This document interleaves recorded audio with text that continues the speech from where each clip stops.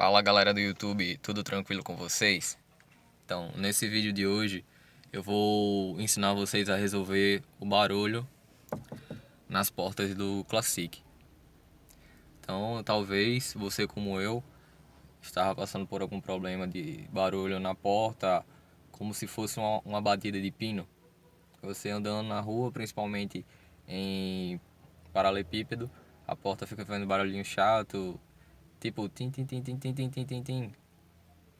Aí hoje eu vou ensinar um pouco para vocês como resolver esse problema de forma totalmente grátis, porque provavelmente você vai ter a ferramenta necessária. Eu não diria nem ferramenta, mas provavelmente você tem um material em casa já. Eu vou abrir aqui a porta para falar para vocês de onde vem o barulho da porta.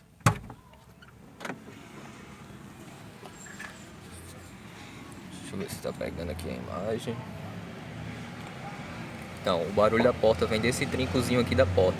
Então, o problema todo é de fechadura. Então, vocês conseguem ver, deixa eu ver se está focando legal.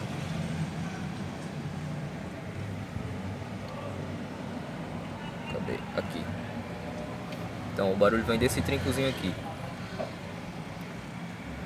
Aí, vocês perceberam que eu coloquei uma fitazinha aqui?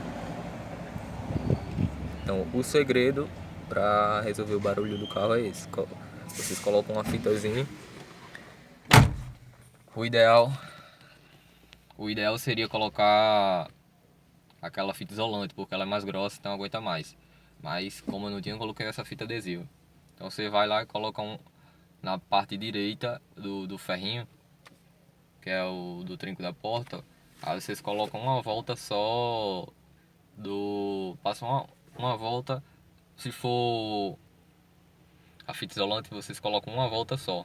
Se for fita adesiva, vocês colocam duas voltas, porque aí vai parar o barulho. Vocês podem andar em paralelepípedo, em buraco, que a porta não vai fazer mais barulho.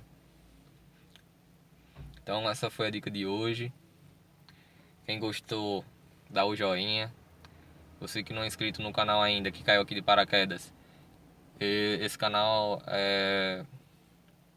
o intuito dele é dar dicas automotivas em cima do Classic e voltado para a galera do Uber.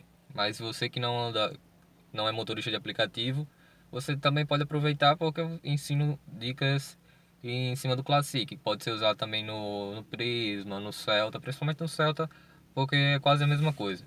Porque o Classic é um Celta com mala grande, né?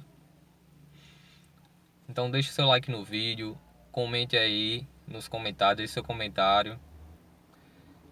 Se você estiver querendo aprender alguma coisa, tiver alguma dúvida que eu possa ajudar, deixa aí nos comentários que eu faço assim que possível.